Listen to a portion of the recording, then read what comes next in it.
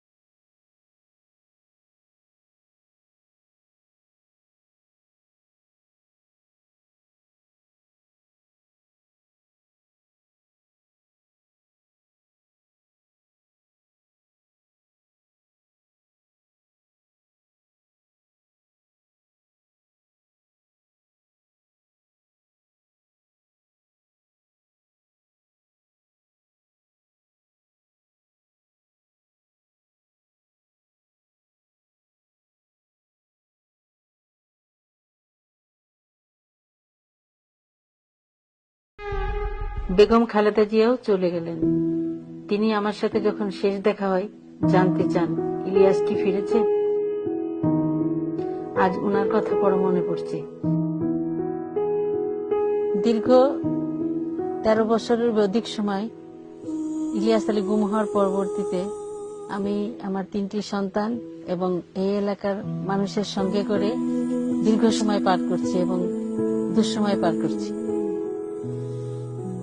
এই বিশ্বনাথ এবং উসমানীনগরের মানুষ দীর্ঘ 13 বছর আওয়ামী লীগের দুঃশাসনে আমার পরিবার হয়ে আমার পাশে ছিল।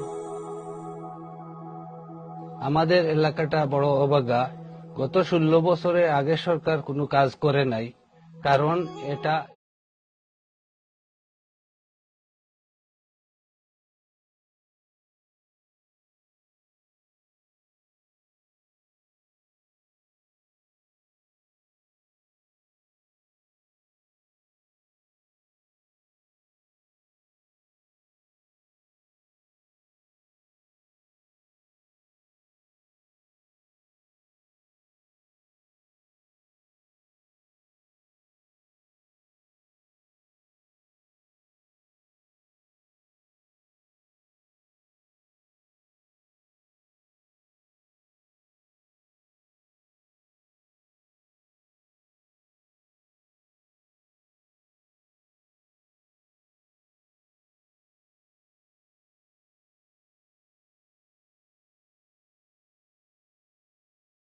আমরা এই বিশ্বনাথ উসমানীনগরে যারা বিএনপি করি, দানে শীষ বুকে আঁকড়ে ধরে মাঠে নেমেছি আমাদের নেতা নিয়ে।